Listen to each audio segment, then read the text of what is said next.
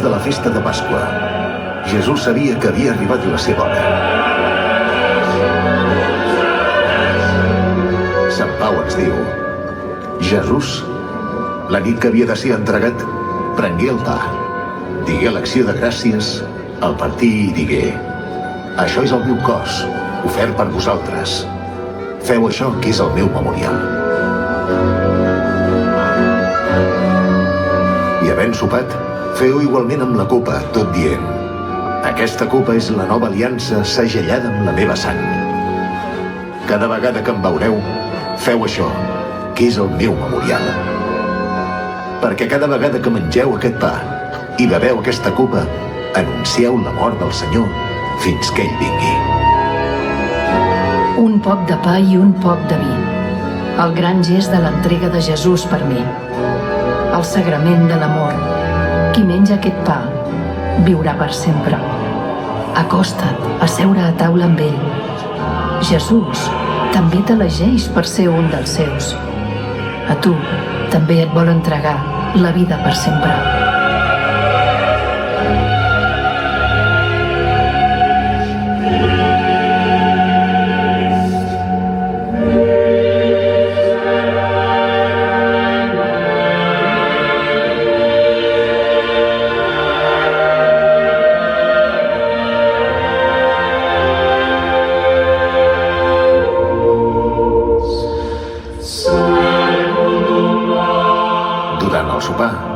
Jesús es contorbà i afirmà: us ben asseguro que un de vosaltres m'ha de trair, un que menja amb mi. Joan, el deixeble estimat, es reclina sobre el pit de Jesús i li diu: Senyor, qui és? Jesús li respon: és aquell a qui donaré el tros de pa que ara sucaré.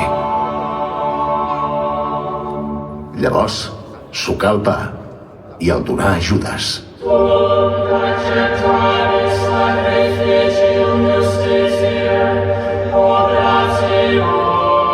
Després del sopar, a l'hort de Getsemaní, Judes entregà Jesús amb una contrasenya: és el qui jo besaré, deteniu-lo i emporteu-vos al ben custodiat. Tot seguit se li va acostar i li digué: mestre, i el besà.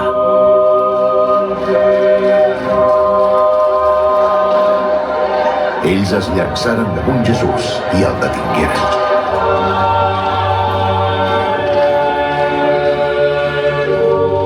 Quin gest més repugnant. Amb un bes entregues l'amic.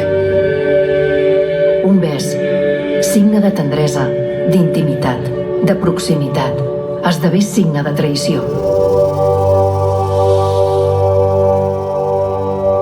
Què li passa al cor de l'home que, havent nascut per estimar, és ple d'odi? I el deixeble estimat, reclinat sobre el cor de Jesús, demana: qui és aquest que et trairà? Jesús li respongué: el que menja el mateix plat que jo, el meu íntim, és a dir, el teu germà, a qui has de perdonar.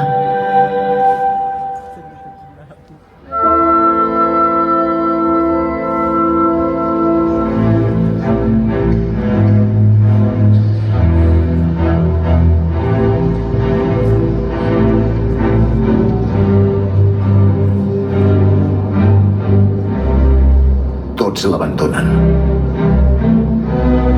Jesús queda sol. Pere i el deixeble estimat el segueixen de lluny i aconsegueixen entrar a casa del gran sacerdot, on jutgen injustament Jesús.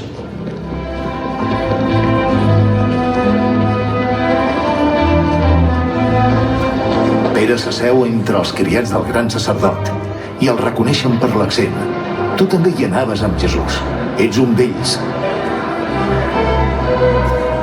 Pere ho nega una vegada darrere l'altra: jo no conec aquest home de qui parleu. Per què, Pere? Per què negues a Jesús? Per què negues conèixer a qui tant estimes? Què et passa? La por, Pere. Quan la por entra al cor de l'home, compra la seva llibertat. A l'instant va cantar un gall.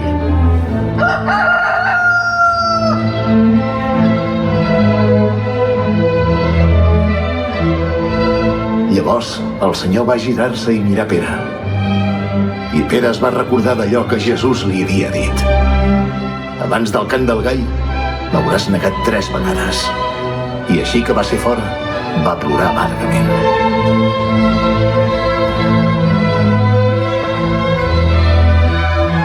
Pilat decidí satisfer la seva petició i els va entregar a Jesús, després de fer-lo assotar, perquè fos crucificat. Aquells soldats romans no sabien qui tenien davant. Estaven entrenats per a la guerra, habitaven lluny de la seva llar. El seu cor potser ja havia esdevingut de pedra. I ara tenien davant el Natzarè, el Galileu, el que anomenen el rei dels jueus. Per a ells, un il·luminat, un boig. Compliran les ordres del governador i ho faran amb brutalitat. Descarreguen sobre ell tota la seva ira. El fill del Déu de la Misericòrdia és flagelat, torturat, escopit, insultat.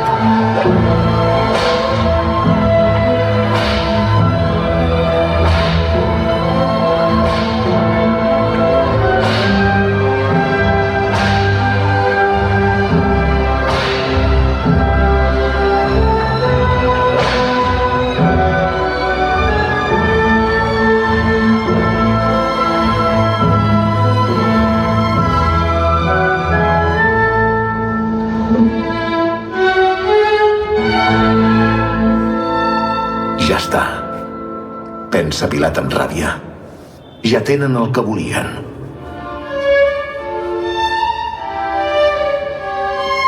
Qui és capaç d'entendre aquest poble de fanàtics i d'il·luminats?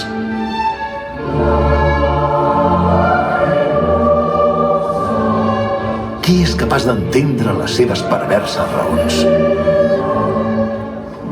Es mira les mans. Les mateixes mans que minuts abans s'havia rentat amb menyspreu per tal de deixar ben clar que aquella comèdia no anava amb ell. I comprova horroritzat que segueixen tacades de sang. Aleshores, recorda la profunda mirada d'aquell Galileu estrany i les seves misterioses paraules sobre la veritat. Comprèn que ha estat la seva covardia que ha segellat la sentència, però no podia posar en perill el seu càrrec. Havia de satisfer els sacerdots. I què si el Galileu era innocent? Aviat tot s'hauria oblidat.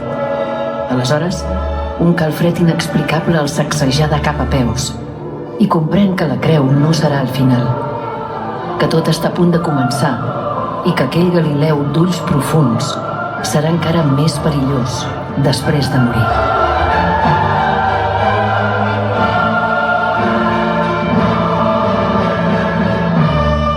Sortí Jesús portant la corona d'espines i el mantell de púrpura. Pilat els diu: aquí teniu l'home.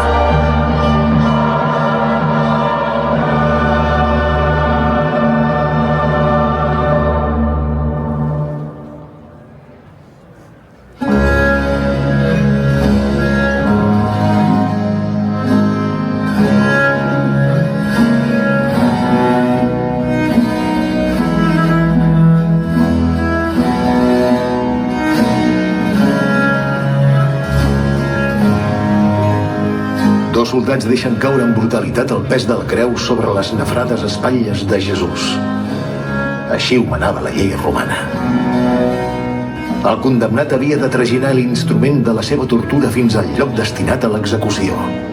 És un tronc de fusta vella i nuosa, ennegrida per la sang i la suor de tants altres torturats.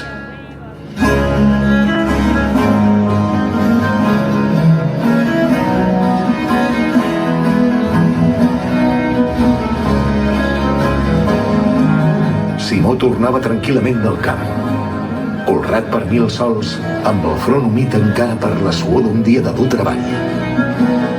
L'únic que desitjava era arribar a casa seva i descansar. El darrer que volia era ficar-se en problemes. Abastament en tenia ja a casa seva. I molt menys desitjava haver-se de topar amb un condemnat a mort. Què li importava a ell? No era el seu problema. Alguna cosa hauria fet aquell Galileu. Però l'agafaren per dur la creu perquè tenien por que el condemnat s'acabés morint pel camí. Ell no volia, però l'espasa del soldat romà era una raó prou convincent. I finalment es va veure obligat a carregar una creu que no era seva.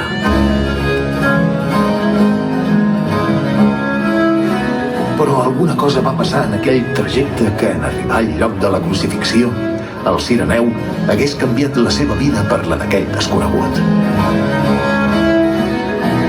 Tal vegada havia estat la profunda mirada d'agraïment que li havia adreçat, o l'estranya dignitat de la seva figura, tot i estar tan malmenada.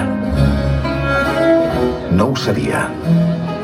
L'única certesa que tenia en aquell moment era que ja mai més tornaria a ser el mateix.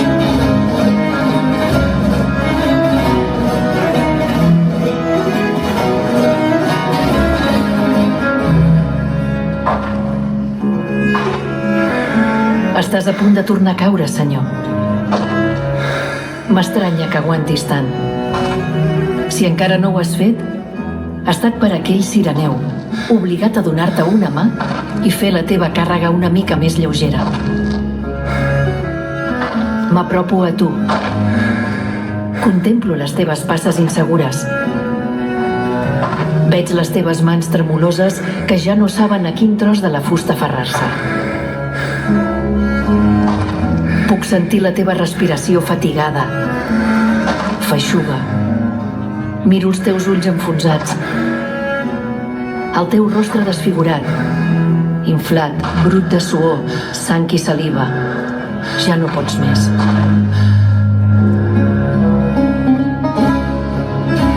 I aleshores, una dona del camí surt al seu encontre. Se li acosta i amb el seu mocador renta amorosament les ferides i la brutícia del seu rostre. Un gest que només pot durar uns segons abans que un dels guàrdies aparti la dona amb empentes i obligui Jesús a seguir caminant. Però aquells segons seran suficients per deixar imprès per sempre el seu rostre en el cor tendre de la Verònica. Quin gest d'amor tan desinteressat. Quina delicadesa la d'aquella dona anònima. Ella tota sola no podia canviar la sort del condemnat i va fer l'únic que podia fer. Un gest concret, senzill, insuficient si voleu, insignificant tal vegada, però un gest d'amor. Un signe valent i espontani, mogut per la força d'un cor compassiu.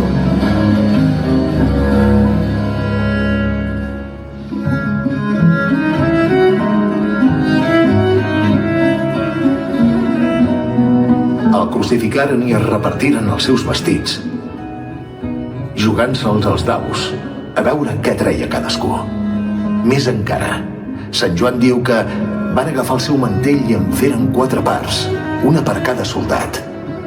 I també prengueren la túnica.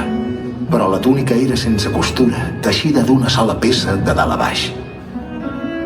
I es digueren entre ells: no l'esquincem, sortegem-la a veure a qui toca. S'havia de complir el que diu l'Escriptura.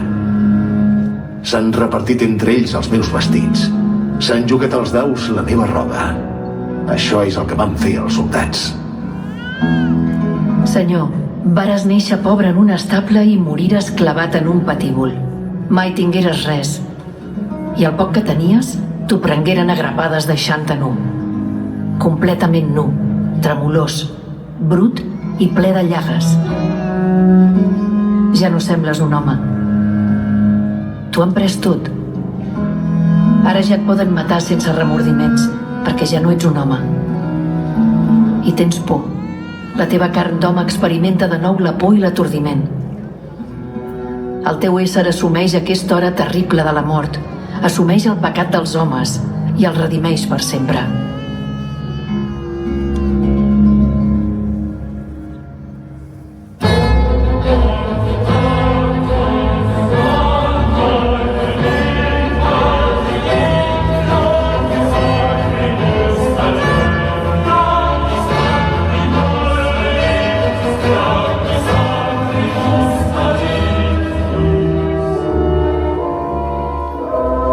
S'ha acabat el camí.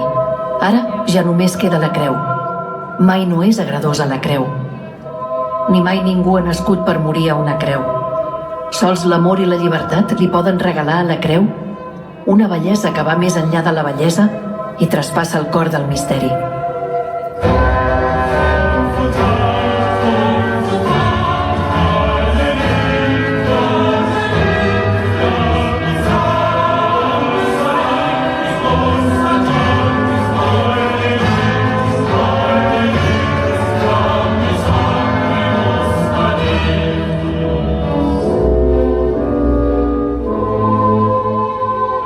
Jesús resta ajagut damunt el patíbul, esperant que els soldats facin la seva feina.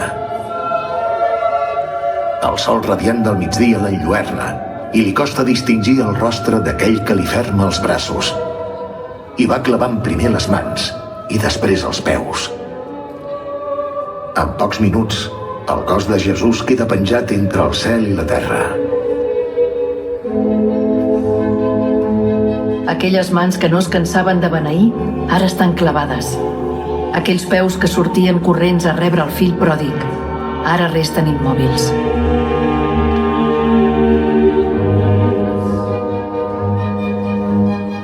Quan són a prop de les 3 de l'hora baixa, el cel blau d'aquest divendres de primavera s'enfosqueix ràpidament fins a quedar completament tapat per gruixuts núvols negres que anuncien tempesta. I de sobte, Jesús, fent un darrer esforç que sembla impossible, s'incorpora en la creu. Torna a omplir d'aire els pulmons i crida en veu alta: Pare, confio el meu alè a les teves mans.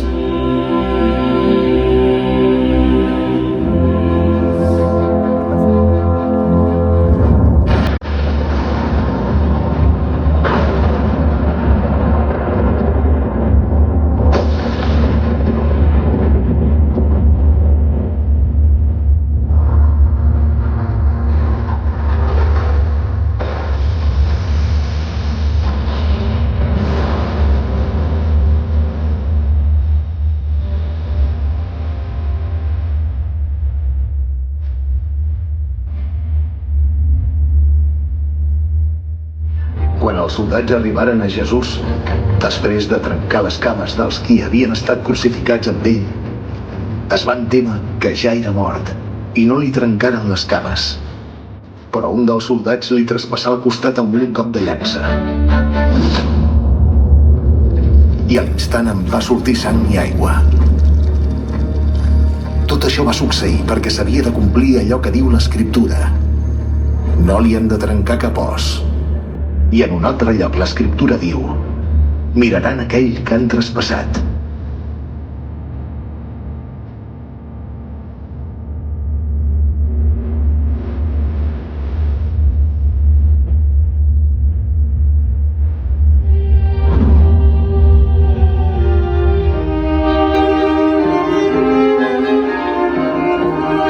A la creu, Jesús, ens ho has donat tot.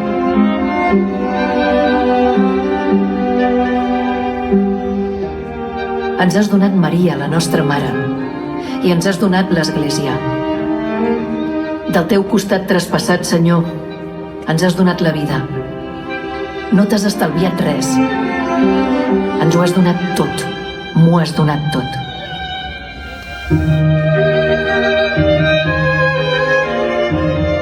Josep d'Arimatea va deixar el seu sepulcre, encara sense estrenar, per tal que hi poguessin enterrar el cos de Jesús.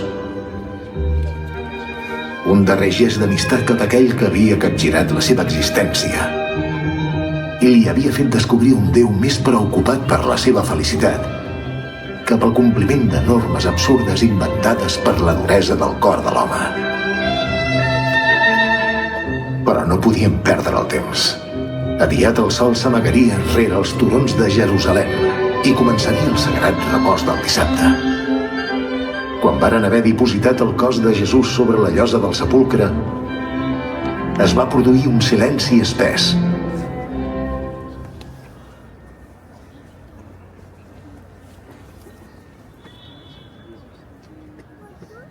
El mestre havia mort.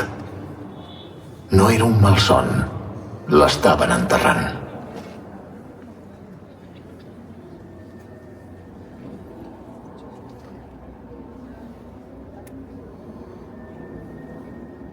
Ara ja només quedava fer rodolar la pedra i tot hauria acabat.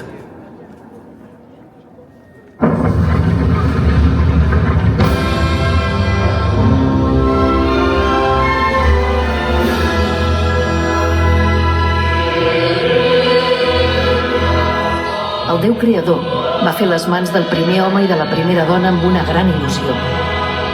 Però les mans de l'home es varen corrompre i es varen fer servir per lluitar i matar. Per això, sols unes mans que estiguessin disposades a deixar-se clavar podien recuperar la il·lusió de Déu. Unes mans per l'amor. I per això, a la fidelitat absoluta de Jesús, respongué Déu amb la victòria absoluta de la vida sobre la mort. De l'amor sobre l'odi, de la tendresa sobre qualsevol forma de domini, control o menyspreu de l'altre. I va ressuscitar Jesús.